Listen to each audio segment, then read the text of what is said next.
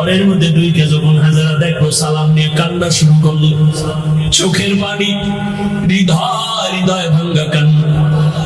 ইসমাইলের মা কয়, চিনি বাবা, এই তোর বাবা ইব্রাহিম, বাবার কাছে যাও, দূরে থাকিও। মালিকের কঠিন পরীক্ষা ইসমাইল, এই তোর বাবা নবী ইব্রাহিম। বাবা সন্তানের পাইয়া বুকে জড়াইয়া কান্নার আওয়াজ, এমন মায়ার কান্না শুরু হয়ে গেল। নবী আবার চিন্তা করলেন, না জানি এবার মায়ার কারণে পরীক্ষায় ফেল করি। নবী বললেন, হাজেরা দেরি করার সময় নাই, সবাই করতে নিব তাও তো বলা যাবে না। নবী কৌশল করে বললেন, ও হাজেরা, ইসমাইলের সুন্দর করে সাজাইয়া দাও, মালিকের দাওয়াতে যাব। মা হাজেরা তো ভাবছে দুনিয়ার কোন মালিক দাওয়াত দিছে সেখানে যাবে না। মা হাজেরা বুঝতে পারেন না যে আসল মালিক দাওয়াত দিয়েছে। মা হাজেরা এতটুকু বুঝা দুনিয়ার মালিকের দাওয়াতে যাবে, বাবার সাথে যাবে। মা বড় আনন্দিত হয়ে ইসমাইলের এমন সুন্দর করে সাজায় দিল। এবার ইসমাইলের নিয়ে বাবা রওয়ানা। বাবা সামনে হাঁটে, ইসমাইল পেছনে পেছনে হাঁটে। মা দুঃখিনী দরজার কিনারায় দাঁড়ায় দাঁড়ায় সন্তানের দিকে তাকায় থাকে। একটা সন্তান যখন আপনাদের এলাকার মানুষ বাঁশখালী থেকে চট্টগ্রাম যায় বা বিদেশ যায়, মা ঘর থেকে যখন সন্তানের বের করে দেয়, মা চোখের পানিগুলো আঁচল দিয়ে মুছে সন্তানের পেছনে পেছনে মাও কিছু দূর আগে। মা সহ্য করতে পারে না, সন্তান আবার কই, ওরে আমার কাছে থাইকা যখন মা বলিয়া ডাক দেয়, কলিজাটা ঠান্ডা হয়ে যায়। একটা সন্তানের মা ডাকে এত মজা, দুনিয়ার বাদশাও যদি বানায় দেয় এত মজা পাওয়া যায় না। সন্তান যখন আম্মু বলে ডাক দেয়, মায়ের কলিজাটা ঠান্ডা হয়ে যায়। মা হাজেরা ইসমাইলের বিদায় দিয়া তাকায় তাকায় কান্না করে। ইব্রাহিম নবী পিছনে তাকায় না, তাকাইলে মায়ার কারণে পরীক্ষায় পাশ করা যাবে না। ইসমাইলও আনন্দে আনন্দে যখন বের হয়ে যাচ্ছে, শয়তানের মাথা গরম হয়ে গেল। এই পরীক্ষায় যদি ইব্রাহিম পাশ করে, দুনিয়াওয়ালারা বহু বিদর্ভী মুসলমান হবে। কেমনে পরীক্ষায় ফেল করানো যায়? হাজেরাকে একটু ধোকা দেই। হাজেরারে গিয়া ধোকা দিয়ে কয়, হাজেরা ইসমাইলের কোথায় ছাড়লা? কয় মালিকের দাওয়াতে গেছে। বলে কোন মালিক? বলে দুনিয়ার কোন বাদশা। কয় না না, আমি জানি আল্লাহ দাওয়াত দিছে। কেন?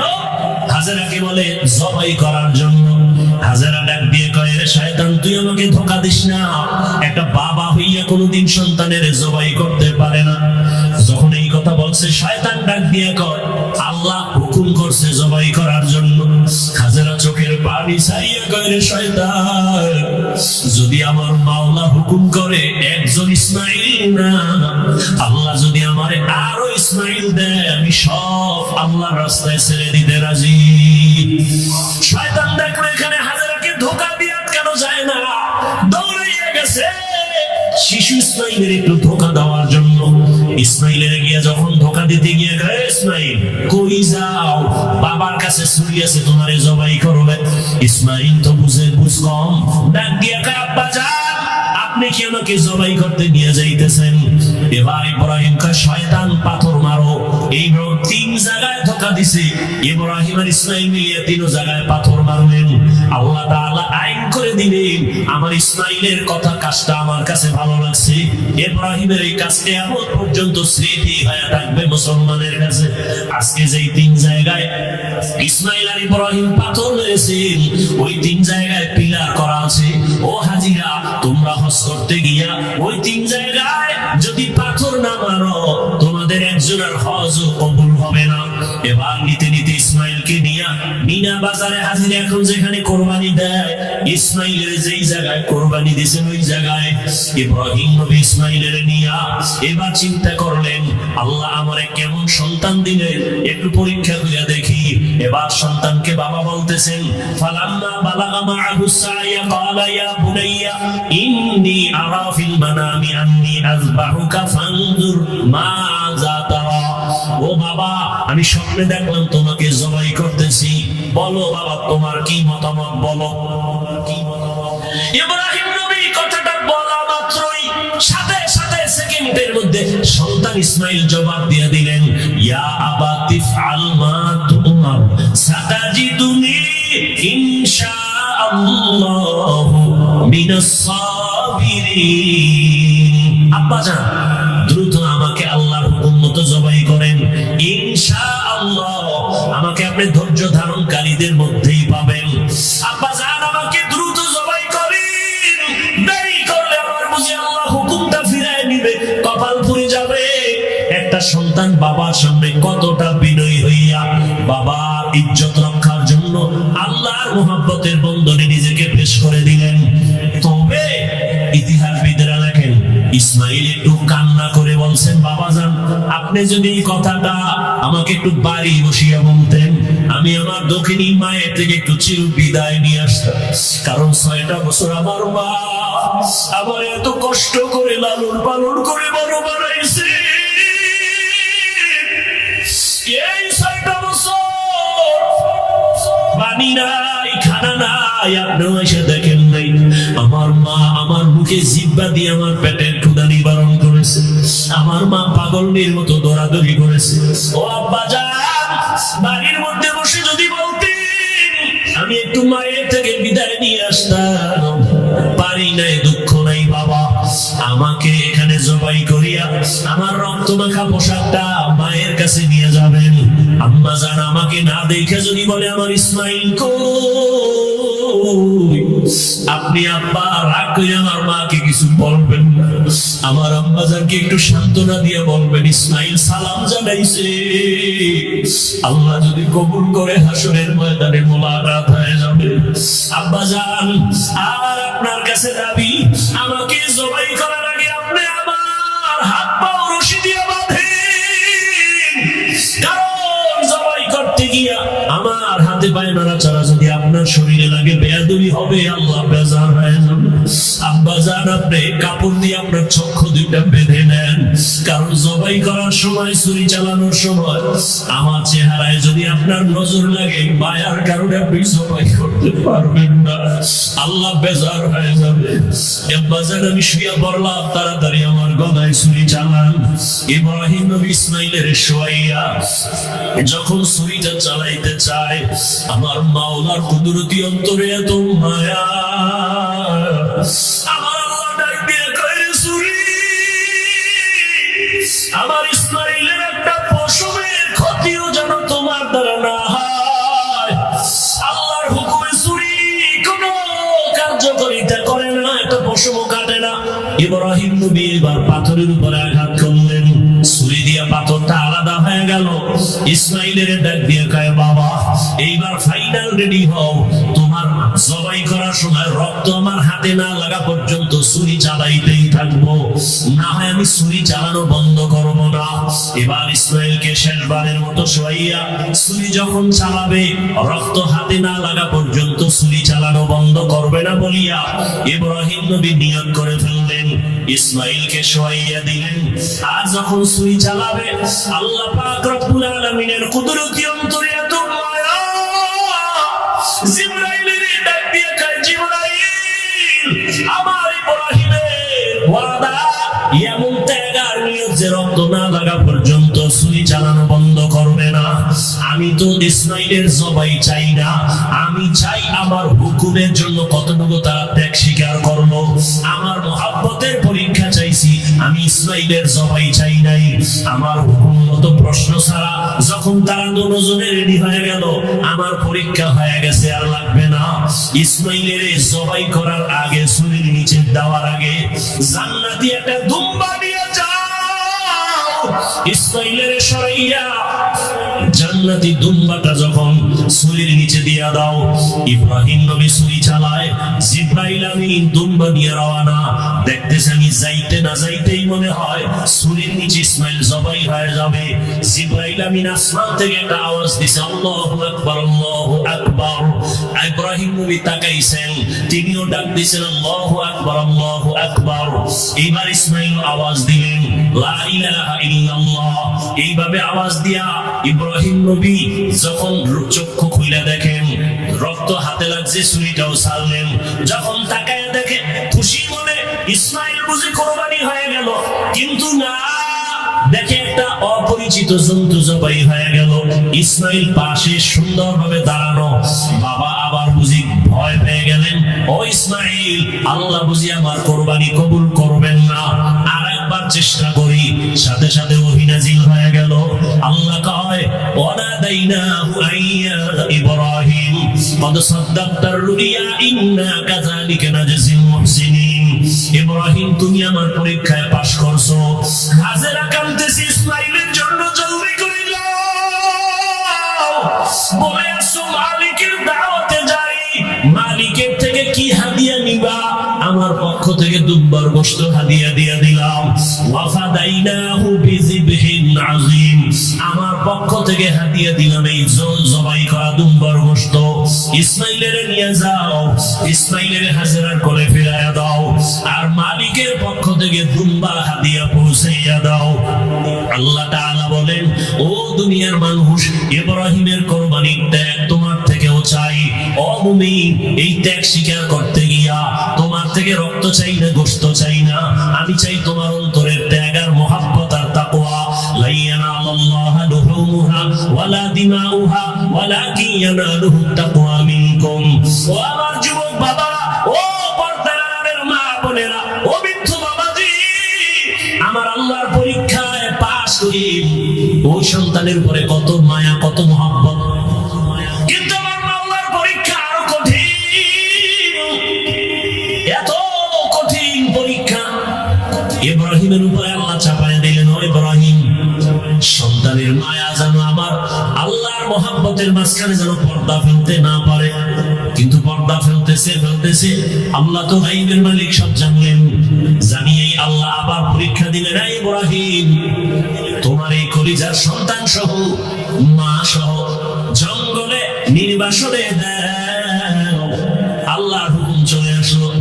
এবার বিবি সারাকে রাখিয়া ইসমাইলকে নিয়া, শিশু ইসমাইল মা হাজেরা নিয়ে চললেন মক্কার জমিনে। ইন্না আউওয়ালা বাইতি উযিআ লিন-নাসি আল্লাযী বিবাক্কাতা মুবারাকান ওয়া হুদা, মুবারাকান ওয়া হুদান লিল-আলামিন।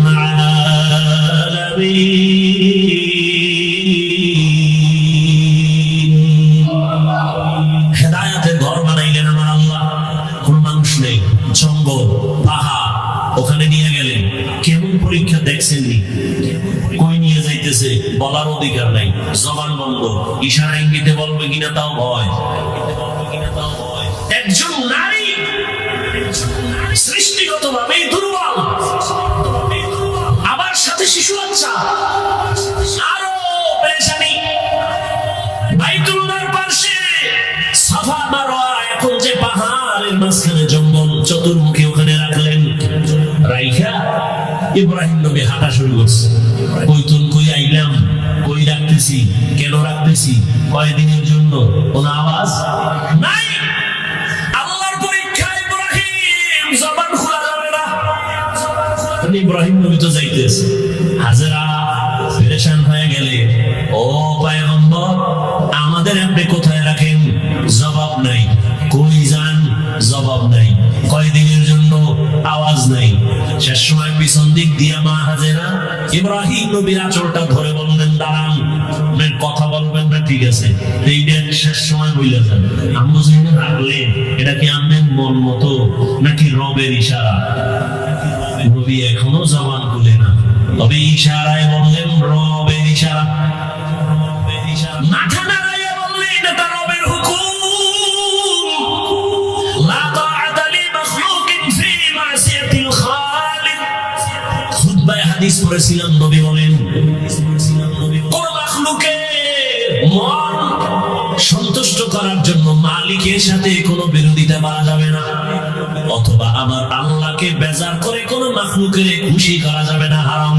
আল্লাহকে বেজার করে মা বাবারে খুশি করা হারাম, আল্লাহকে বেজার করে পীরকে খুশি করা হারাম, আল্লাহকে বেজার করে উস্তাদকে খুশি করা হারাম, আল্লাহকে বেজার করে কোনো ব্যক্তিকে খুশি করা হারাম। দুনিয়ার সব বেজার হয়ে যাক, কোনো দুঃখ নাই, আমার আল্লাহকে বেজার করা যাবে না। ইশারায় বললেন না, রবের হুকুমে রেখে গেল, রেখে তো গেল।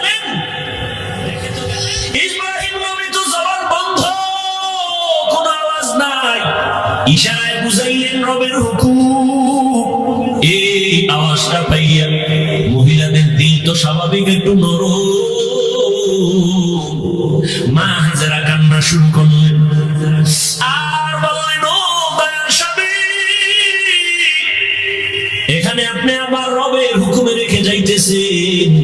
আমার বাচ্চা শিশু ইসমাইল ছাড়া কেউ নাই, মানুষ নাই, জঙ্গল পাহাড় অন্ধকার, একটু পানি আছে, এই পানি যদি না থাকে কোথায় যাব? বাচ্চারে যদি দুধ পান করাইতে না পারি নির্জন জায়গা, কোথায় যাব? আপনার কাছে কোনো দাবি নাই, মালিকের কাছে একটু দোয়া করবেন আমাদের জন্য। ইব্রাহিম নবীর জবান তো বন্ধ, হাজেরা বলতেছে, নবী কানে শুনতেছে, জবাব না দিয়া হাঁটতেছে, হাইটা হাইটা পাহাড় বাইয়া নিচে নামলেন।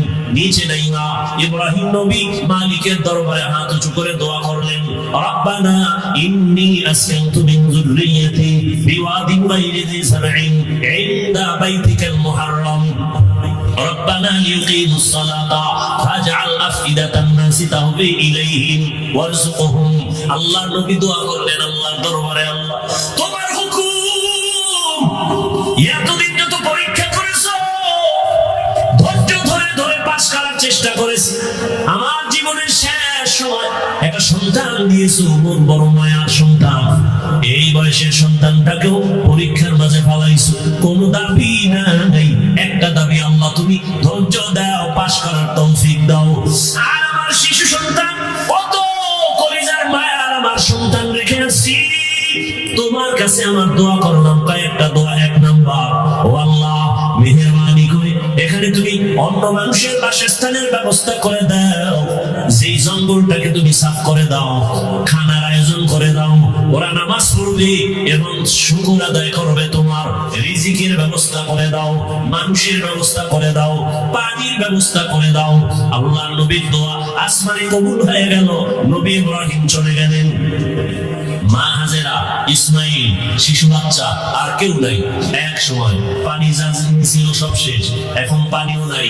আম্মা জান বাচ্চা ইসমাইলকে দুগ্ধ পান করাচ্ছেন, এক পর্যায়ে দুধও শেষ হয়ে গেল, বাচ্চাকে আর কি দিবে? খাবার, কোনো খাবার নাই, অচেনা জায়গা, চতুর্পার্শ্বে জঙ্গল, কোনো আওয়াজ নাই, মানুষ নাই, এমন এক হালাত। হাজেরা পাগলের মতো হয়ে গেলেন, বাচ্চাটা কান্না করে ক্ষুধা। একদিন চলে গেল, 2 দিন চলে গেল, 3 দিন চলে গেল, মা সহ্য করতে পারে না। একটা বাচ্চার কলিজা ভরা মায়ের অন্তরে কত কষ্ট, একটা মা বাচ্চার জন্য কতটাই যে বেকার হয়ে থাকে।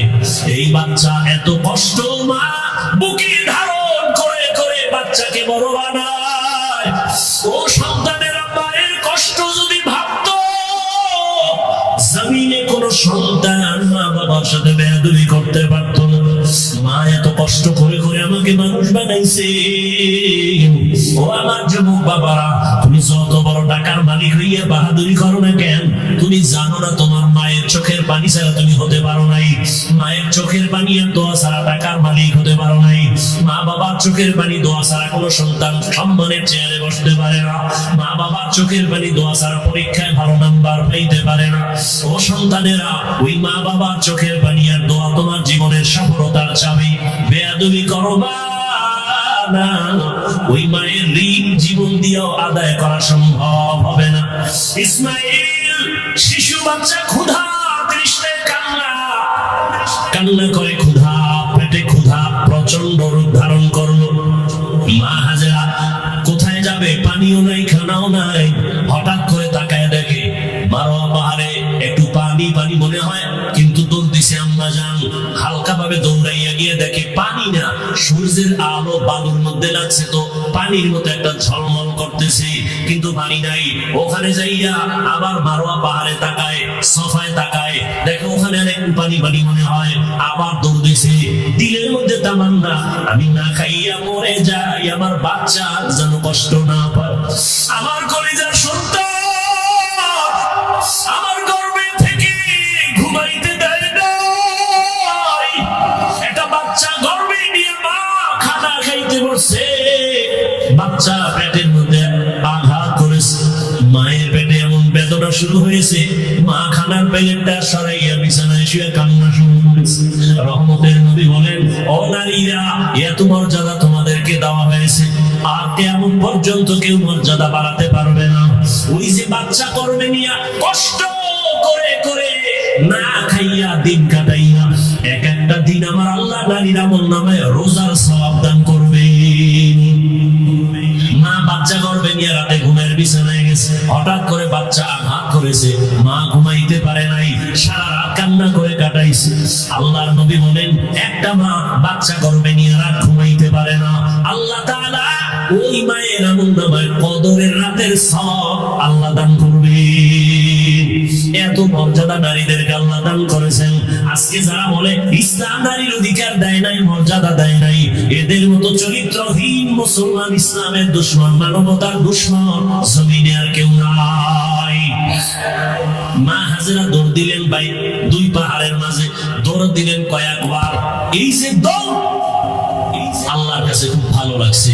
আল্লাহ পাক কিয়ামত পর্যন্ত আইন বানায় দিলেন, বিধান বানায় দিলেন।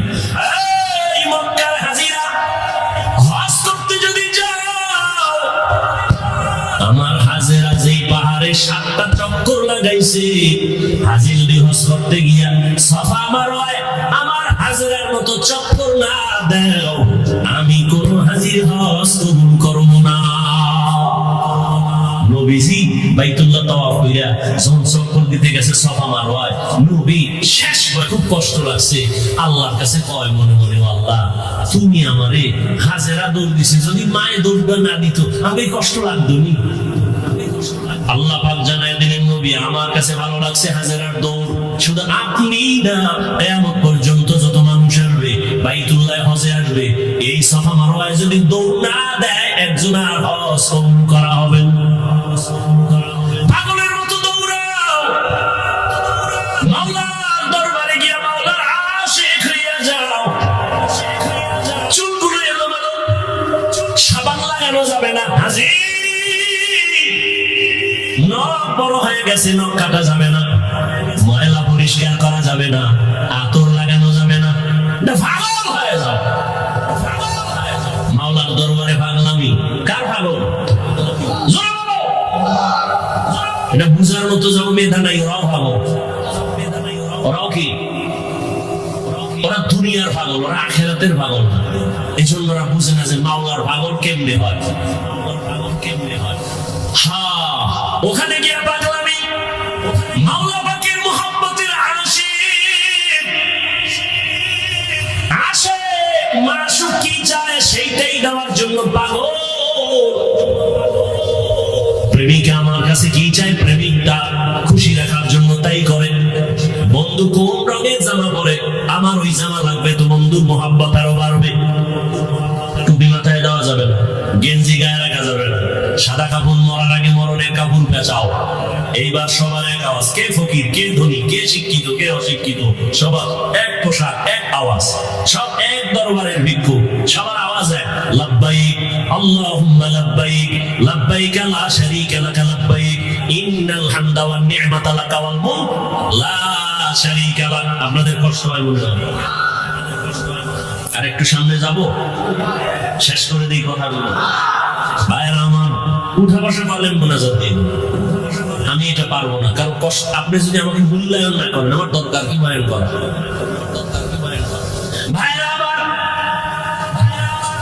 মা হাজেরা দৌড়াচ্ছে না, চোখের পানিগুলো পড়তেছে, ওদিকে ইসমাইল বাচ্চাও কান্না করে। বাচ্চা কান্না করলে দেখবেন ওদের পা গুলো লাফায়নি, দেখছেন আপ ডাউন করে, বাচ্চার পা লাফাচ্ছে, হঠাৎ করে পানির ফোয়ারা শুরু হয়ে গেছে। মা হাজেরা পানি দেখে একটা দৌড়ে গিয়া পানিটারে আটকানোর জন্য, পারে না মহিলা মানুষ, খুব খুশি, তার এবারানি ভাষায় একটা আওয়াজ দিলেন। দেখছেন নি মাওলার কুদরত, কি দিলেন? পানিকে বললেন জাম জাম, থাম থাম। আল্লাহর কাছে এই শব্দটাও কবুল হয়ে গেছে। কিয়ামত পর্যন্ত এই পানিকে কি পানি বলে?